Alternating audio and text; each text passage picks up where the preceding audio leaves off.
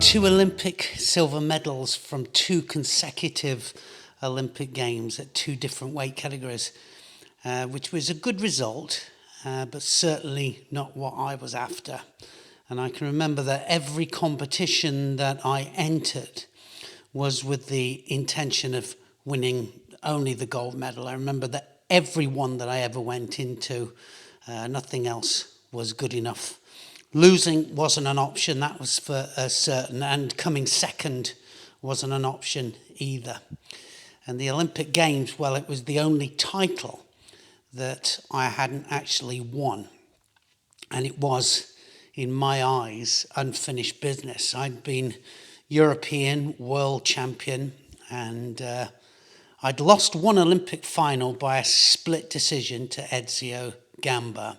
And although not on my best form in LA, and it was just one of those days, and I don't know why, I think I was just a little bit physically and mentally tired, but I wasn't having the best day, and well, I won through to the final, and it was my second Olympic final, and I remember, well, I got through the semis, and that was a close affair, and the quarters with Novak was a close affair. It was just, everything wasn't going right, but the biggest mistake of my life happened in the final.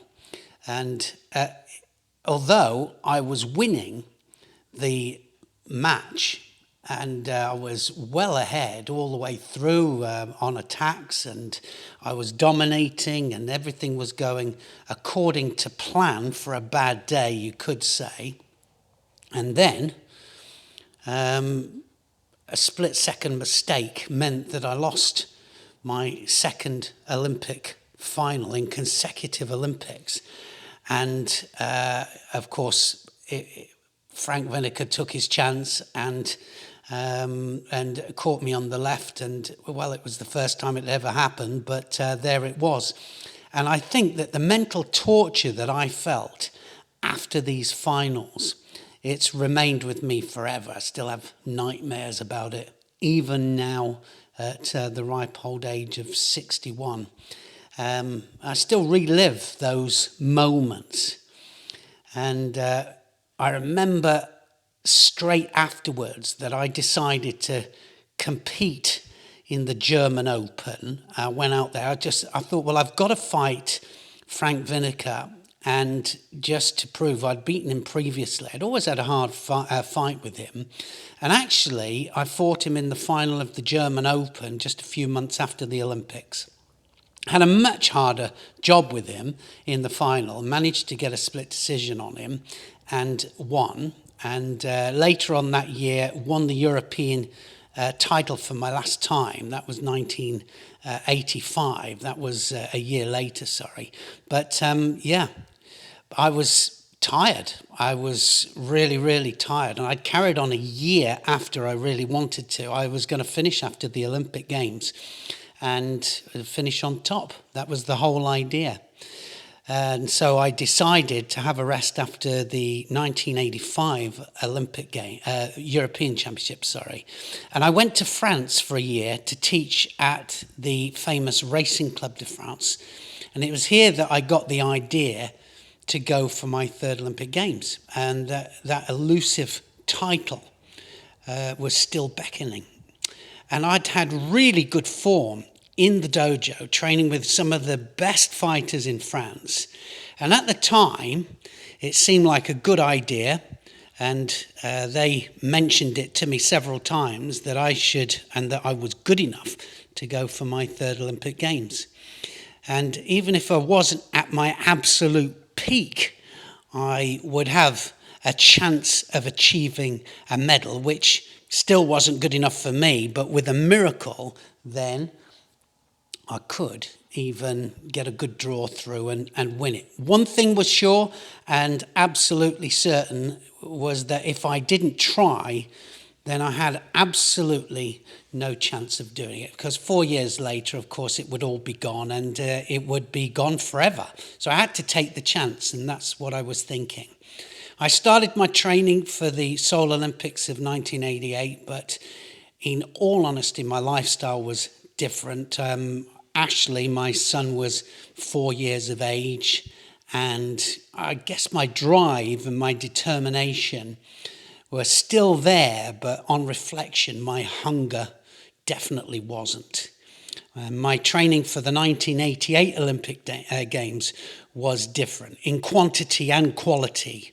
And I'm talking judo-wise. I mean, anybody can get fit, and I was in good condition, but my judo was, the quantity and quality of the judo training wasn't what it should have been.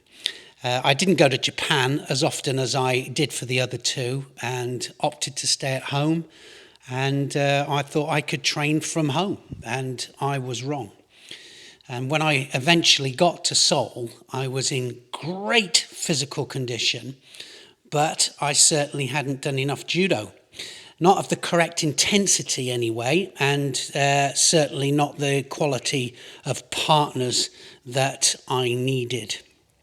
Technique, however, was still there. Of course, it always is, isn't it? The hours and hours of uchikomi that you do and the technical training that you do, you can always pull off great techniques. And I see that so often now with a lot of the great champions that are on their third Olympic cycle. And although not of their absolute peak, they're still able to bring off some amazing techniques in some of their contests. And I think that was me as well.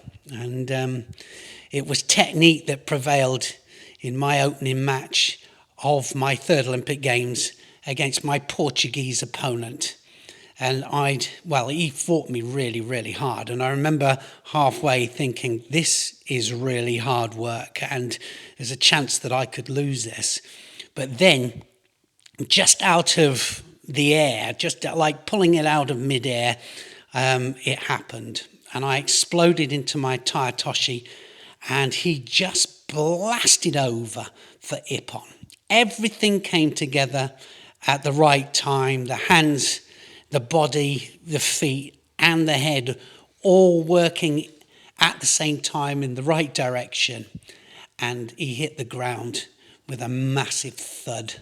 And I remember my friend now, I'm working so much with Mr. Jan Snijders, who is one of the directors, refereeing directors, of course, now for International Judo Federation, and I'm working with him as a supervisor. But he was refereeing my match, and just out the corner of his mouth, as we were walking off, I remember him saying to me as we left the mat, "That was a beautiful Tai Otoshi." And, well, it was to be my last performed in international competition and my last ever Ippon scored in competition. And I'm sorry that my Olympic dream never came off, and that it ended in such a way, second round to the East German by a Coker, I think it was then. Of course, it would have been a perfect ending to have ended as Olympic champion, but I'm so pleased that it was to end, and I'm talking about my Ippon, with my very favourite throw of all time, Tai Otoshi. And I'm also glad that it ended in Ippon. And as you can see in the photograph, the shape of the technique was everything that I try and teach now. It had everything in it. And I look at it with fond memories. And I'll always carry that memory with me forever.